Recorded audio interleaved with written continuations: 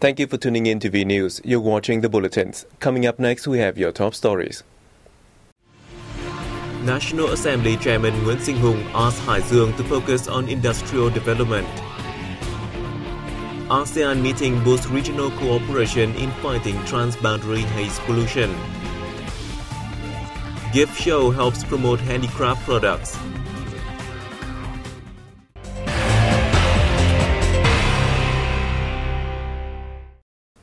Politburo member and National Assembly Chairman Nguyễn Sinh Hùng said the Red River Delta province of Hải Dương should focus on developing industry as its spearhead sector besides agriculture in order to raise local per capita income. Addressing the October 27th opening ceremony of the province's 18th Party Congress for the 2015-2020 tenure, the legislative leader praised the achievements the Hải Dương Party organization and people have made over the past 5 years, with close to 30% of communes meeting new style rural area criteria. The political report delivered at the Congress, which will last until October 28th, showed that Hải Dương recorded a stable economic growth of 7.7% per year and a per capita gross regional domestic product of $2,000 during the 2010-2015 period. Its economic structure has shifted on the right track, with an increasing proportion of industrial sectors and a decline in the portion of agro-forestry fishery. As many as 64 communes across the province have fulfilled all 19 criteria set for new style rural areas, accounting for 28.3% of the total communes. The 11th meeting of the committee under the Conference of the Parties to the ASEAN Agreement on Transboundary Haze Pollution took place in Hanoi on October 27th.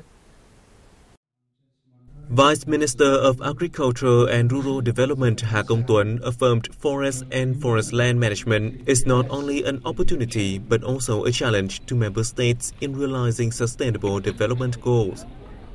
He added this requires a close coordination among the member countries, with support from donors and international organizations for an ASEAN community with healthy environment.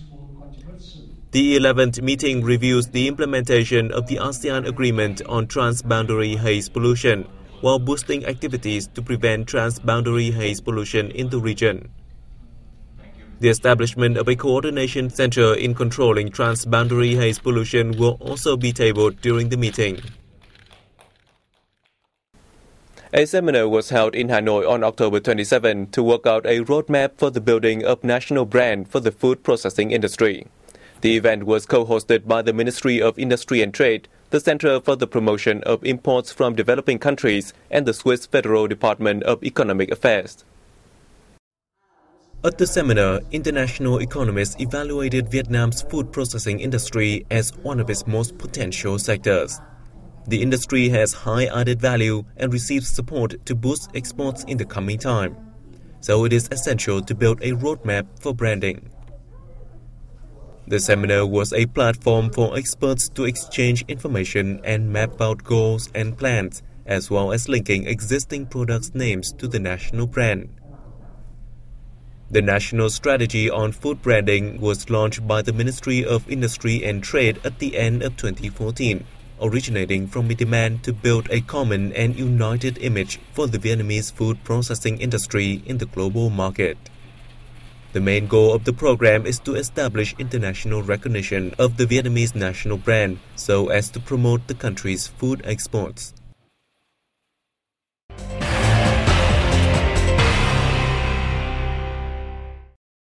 Vietnam's gross domestic product grew by 6.81% in the third quarter and by 6.5% in the first 9 months of this year. These estimates have been announced by the Central Institute for Economic Management. The institute attributed the significant improvement of midterm trend in the third quarter to increases in investment, consumption, and economic institutional reforms. Consumption in the third quarter rose by 9.1% compared to the same period last year. Industrial and construction sectors continued to be the main driving force for the country's economic growth. Added value of this sector was up 9.6% in the first 9 months, much higher than that of agroforestry and aquatic products and services.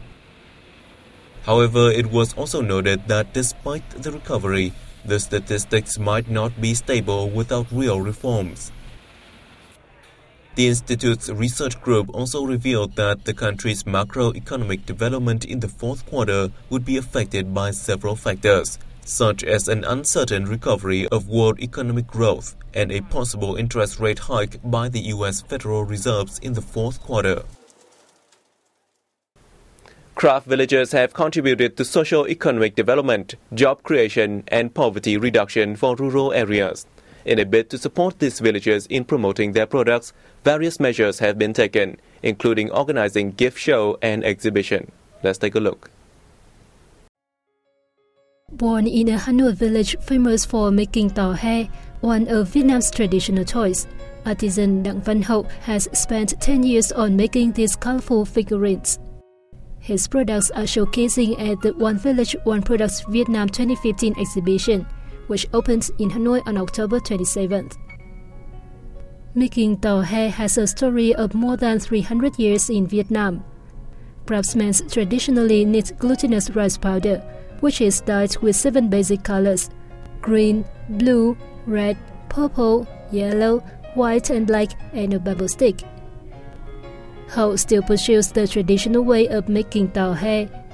He, however, has an idea to make them different.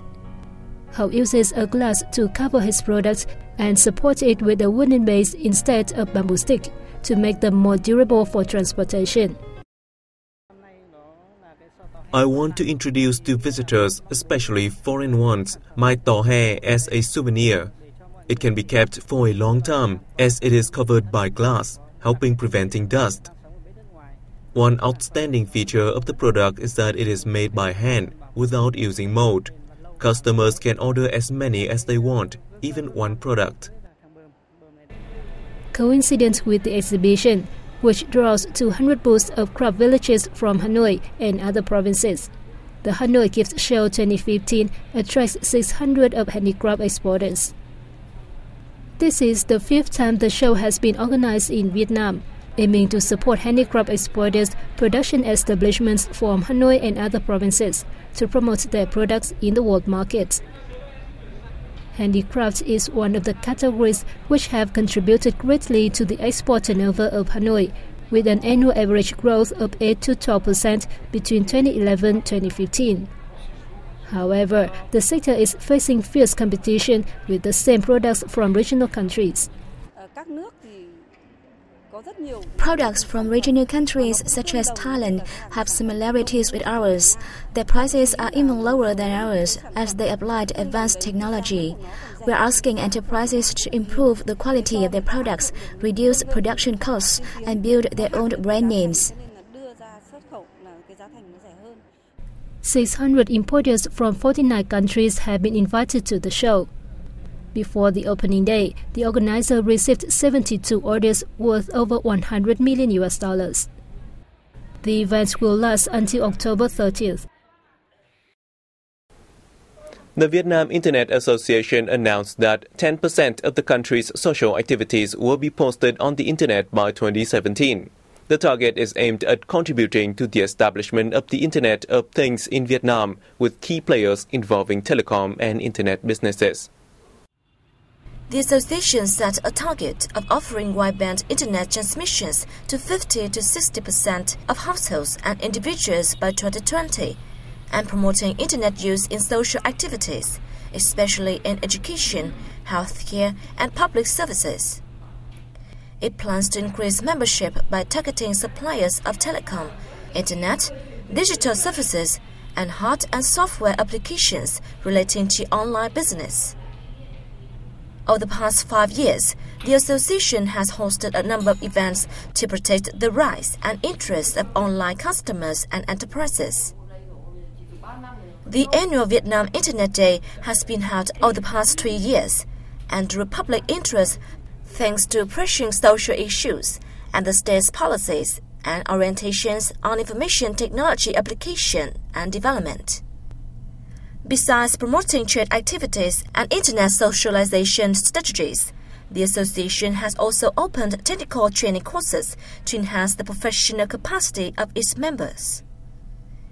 The association is active in drawing investments in technology and popularizing internet potential in Vietnam, while proposing relevant agencies build a legal framework to adjust internet, telecom, and IT activities.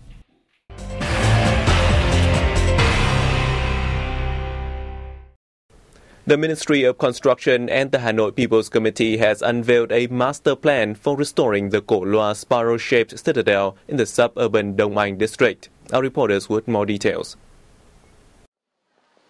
Under the plan, the Co Loa Citadel will become a national historical cultural park, covering about 860 hectares in Co Loa, Duc Tú, Việt Hùng, and Uy Nỗ communes. The plan aims to preserve the tangible heritage's agricultural features, as well as rural and agricultural environment, while improving living conditions of local residents. It also includes the study of moat restoration and tight control of housing construction in Chợ and Chua villages. A municipal official said the city has mustered resources to invest in the citadel's central site and exhibition area to lure more tourists. The city will repair the rampart and moat systems of the relic site and ask Dong Anh to manage the site's land and avoid violations or encroachments. The Central Province of Binh Thuận has identified sea sports and leisure as pillars in the development strategy of its hospitality industry through 2020, with a vision towards 2030. Under the development strategy, which has been approved by the government, Binh Thuận is identified as one of Vietnam's major tourism destinations and a national center for sea sports and leisure tourism. Binh Thuận seaside town Mũi Né has been well known for its ideal climate conditions for sea sports, especially kite surfing and wind surfing. An international windsurfing competition took place in Mũi Né in 2011.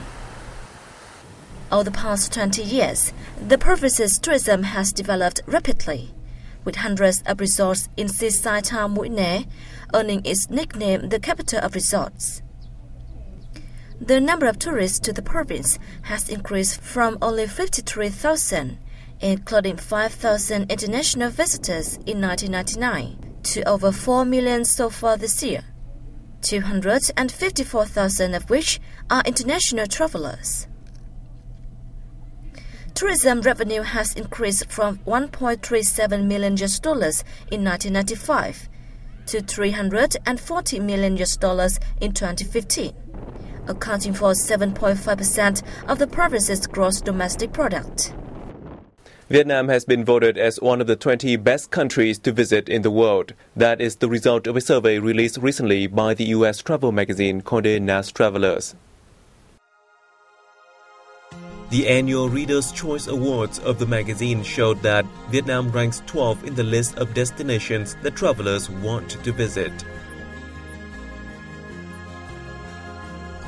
Well-known American chef Anthony Bourdain said the visit to Vietnam changed his life. Vietnam just seemed like another planet with delicious dishes that keep the traveler's feet. This country is also home to the world's largest cave, Sơn Dong, in Phong Nha Kẻ Bàng National Park. The awards are based on the ratings and feedback of more than 128,000 readers. For the 5th year in a row, Italy is the #1 destination that travelers want to visit, followed by France and the US. According to the Vietnam National Administration of Tourism, some 5.7 million tourists came to Vietnam during the first 9 months of the year, marking a decrease of 5.9% year-on-year. However, the flow of holidaymakers is recovering. In September, the number of international visitors to the country rose by 8.3% over the same period of last year to 626,000. And that was the end of our news bulletin. Thank you for your attention. For more information, you can log on to our website at vietnamplus.vn. We'll see you soon.